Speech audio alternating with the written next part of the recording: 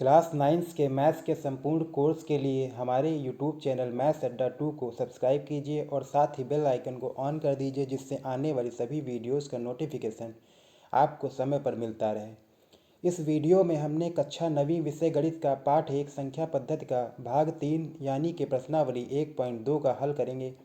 इससे पहले अगर आपने हमारी भाग 1 और भाग 2 वीडियो नहीं देखी हो तो डिस्क्रिप्शन में वीडियो का लिंक पड़ा हुआ है, आप वहां लिंक को ओपन करके देख सकते हैं, जिसमें हमने पाठ 1 का परिचय यानी कि उससे जुड़ी परिभाषाएं और घातांक नियम के बारे में एवं प्रश्नावली 1.1 का सॉल्यूशन भी करवाया है।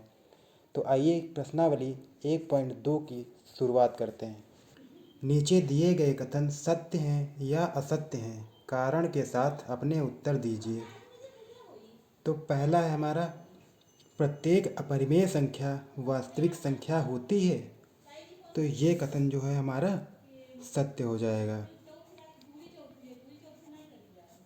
ठीक है, इसका हमारा हल है, क्योंकि जो वास्तविक संख्या है वो परिमेय संख्या और अपरिमेय संख्याओं का संग्रह होती है। तो हम यहाँ पे लिख लेते हैं, क्योंकि वास्तविक संख्या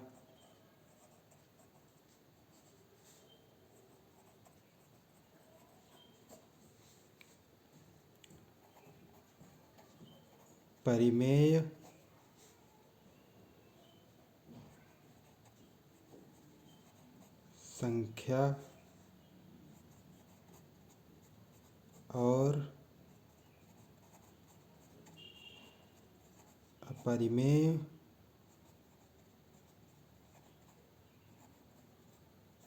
संख्याओं का संग्रह है। ठीक है, क्योंकि वास्तविक संख्या परिमेय संख्या और अपरिमेय संख्याओं का संग्रह है, इसलिए प्रत्येक अपरिमेय संख्या एक वास्तविक संख्या होती है। ठीक है, तो ये कथन हमारा सत्य हो जाएगा। आइए क्वेश्चन नंबर 2 करते हैं। संख्या रेखा का प्रत्येक बिंदु रूट m के रूप का होता है, जहां m एक प्राकृत है।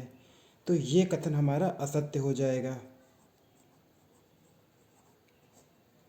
ठीक है, अब इसको हम समझते हैं कि जैसे संख्या रेखा कोई भी होती है, तो संख्या रेखा पर सारी संख्याएं होती हैं, प्राकृतिक संख्या और पूर्ण संख्या, ऋणात्मक पूर्णांक, धनात्मक पूर्णांक। ठीक है, परिमेय संख्याएं और अपरिमेय संख्याएं। तो उसमें क्या करेंगे, हम इसका हल लिख लेते हैं। आइए, क्योंकि संख्या रेखा वास्तविक संख्या का समूह होता है, वास्तविक संख्याओं का समूह होता है, जिनमें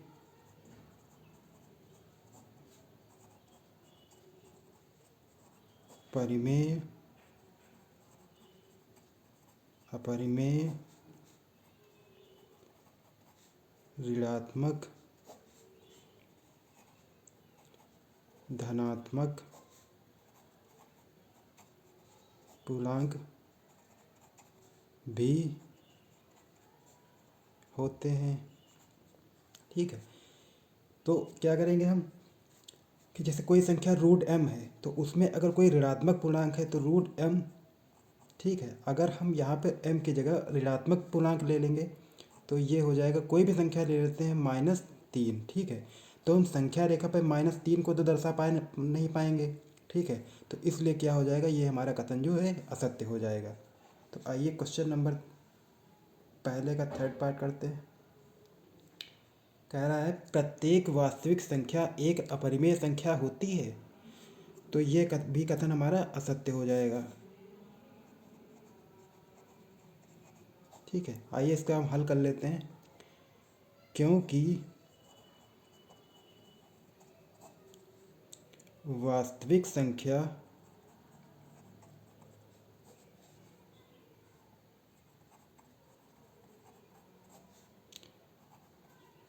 परिमेय या अपरिमेय में से किसी भी प्रकार की हो सकती है। तो ये कथन हमारा पूर्णतः सत्य नहीं है, मतलब असत्य है। ठीक है, इसको अगर एग्जाम्पल के माध्यम से समझना चाहें तो कोई भी संख्या है, कोई जैसे संख्या है √3, ठीक है, तो ये तो एक अपरिमेय संख्या है। ये क्या है, हमारी अपरिमेय संख्या है। अगर हम संख्या कोई 4 ले लेते हैं, ठीक है, तो इसको लिखेंगे हम 2 × 2, और रूट के अंदर जब भी किसी संख्या का जोड़ा बनता है तो उसमें से एक संख्या हम बाहर निकाल लेते हैं, तो ये हमारी 2 हो जाएगी। जो 2/1 है ये हमारी क्या हो जाएगी, परिमेय संख्या।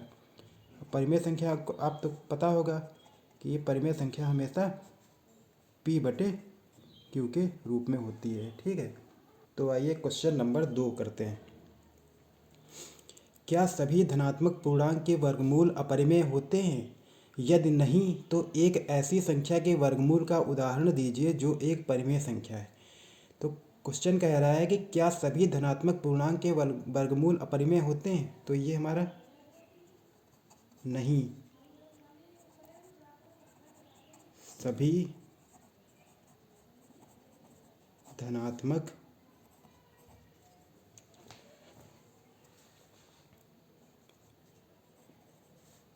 वर्गमूल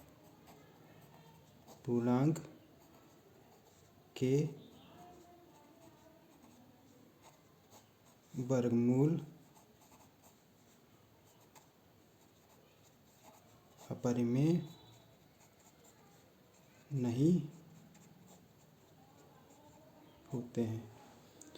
तो नहीं, सभी धनात्मक पूर्णांक के वर्गमूल अपरिमेय नहीं होते हैं। जैसे कोई संख्या माना कि कोई संख्या मान लेते हैं कि 9 है, कोई संख्या 9 है, ठीक है। अब 9 का वर्गमूल क्या होगा, 9 को हम लिख सकते हैं 3 × 3, ठीक है। अब इसमें 3 कॉमन है, 2 बार लिखा हुआ है, तो इसको हम 3 बाहर निकाल लेंगे। अब 3 को हम 3/1 भी लिख सकते हैं, और ये है हमारा P/Q के रूप में। और P/Q क्या होती है, एक परिमेय संख्या होती है। ठीक है, तो ये हमारा कथन जो क्या है, ये नहीं है, मतलब ये असत्य है। ठीक है, तो ये हमारा क्या हो जाएगा, एक परिमेय संख्या हो जाएगी। तो ये नहीं, सभी धनात्मक पूर्णांक के वर्गमूल अपरिमेय नहीं होते हैं। ठीक है, क्वेश्चन नंबर 3 करते हैं। क्वेश्चन नंबर 3 है कि दिखाइए कि संख्या रेखा पर √5 को किस प्रकार निरूपित किया जा सकता है। ठीक है, तो √5 है, सबसे पहले आइए हम इसकी समझते हैं। अगर हम कोई संख्या पाइथागोरस प्रमेय से समझते हैं, आइए।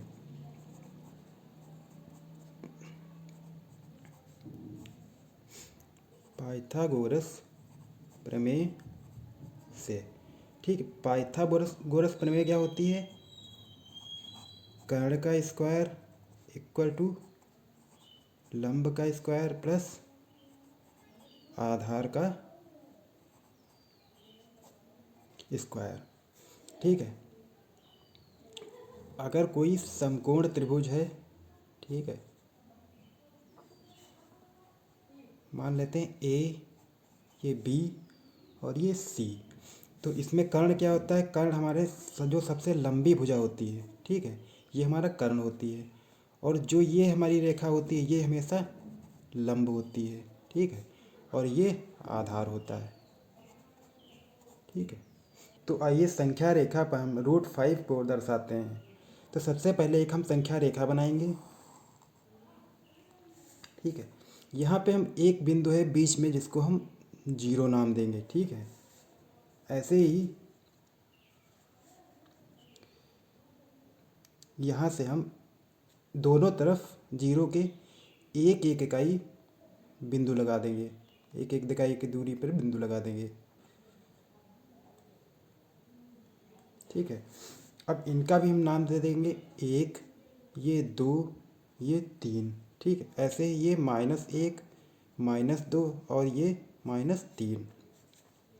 तो यहाँ से लेके यहाँ तक हमारी दूरी क्या हो गई, ये 2 इकाई हो गई। ठीक है, अब हम क्या करेंगे, चांदे की सहायता से इकाई 2 पर 90 डिग्री का कोण बना देंगे। तो ये है हमारा, ये हो गया 90 डिग्री। ठीक है, अब पटरी की सहायता से हम जो 2 हमारा बिंदु है, यहाँ से 90 डिग्री पे 1 सेंटीमीटर की दूरी काट लेंगे। तो ये हमारा हो गया। ठीक है, अब क्या करेंगे हम, ये हमारा 1 इकाई हो गया, 1 इकाई। अब जो जीरो है, जीरो को हम यहाँ से मिला देंगे। ठीक है, तो ये हमारी दूरी जो होगी, ये हमारी √5 होगी। अब ये √5 जो है, ये हमारी संख्या रेखा पे बिंदु नहीं है, क्योंकि ये बिंदु है। ठीक है, तो ये हमारा संख्या रेखा पे है नहीं। तो हम संख्या रेखा पे इसे लाने के लिए क्या करेंगे, प्रकार की सहायता से जीरो पे पॉइंट रख के और ये यहाँ तक की दूरी को हम आर्क एक बनाएंगे, या चाप जो है। ठीक है, तो ये हमारा, अब जो यहाँ तक वो दूरी है ये, ठीक, यहाँ से लेकर के और ये यहाँ तक दूरी जो है, ये हमारी √5 है। तो संख्या रेखा पे ये दूरी हमारी क्या हो जाएगी, √5 हो जाएगी। तो आइए हम इसकी रचना कर लेते हैं। इन बिंदुओं को एक नाम दे देंगे, ए, ये बी और ये सी। ठीक है, और ये हमारा डी है।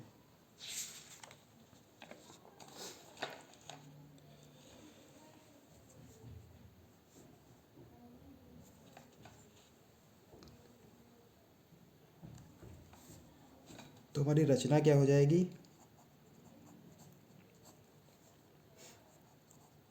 सबसे पहले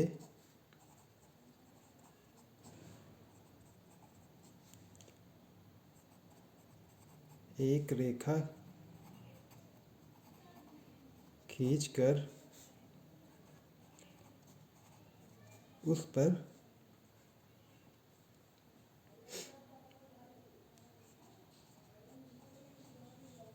दो इकाई का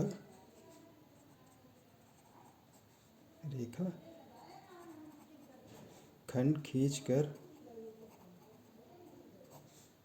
उस पर 90 डिग्री का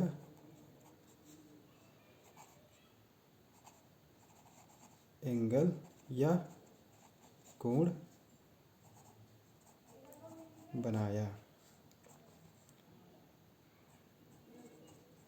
फिर 1 सेंटीमीटर की दूरी को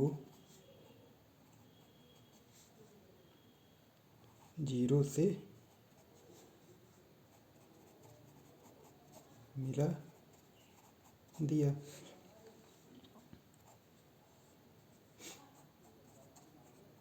फिर प्रकार की सहायता से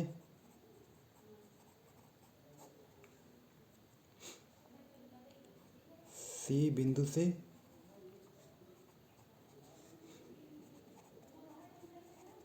संख्या रेखा तक एक चाप बी लगाया, जो कि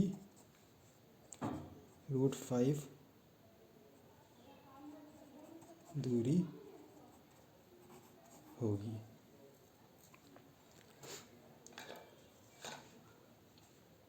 हमें कर्ण निकालना है। ठीक है, तो कर्ण का स्क्वायर है लंब का स्क्वायर प्लस आधार का स्क्वायर। तो लंब हमारा कितना है, 1 है, ठीक है। तो 1 का स्क्वायर हो जाएगा। हमारा आधार क्या है, ये हमारा 2 का स्क्वायर है। तो 1 का स्क्वायर 1 है, 2 का स्क्वायर 4 होता है। तो ये हमारा क्या हो जाएगा, ये 5 है।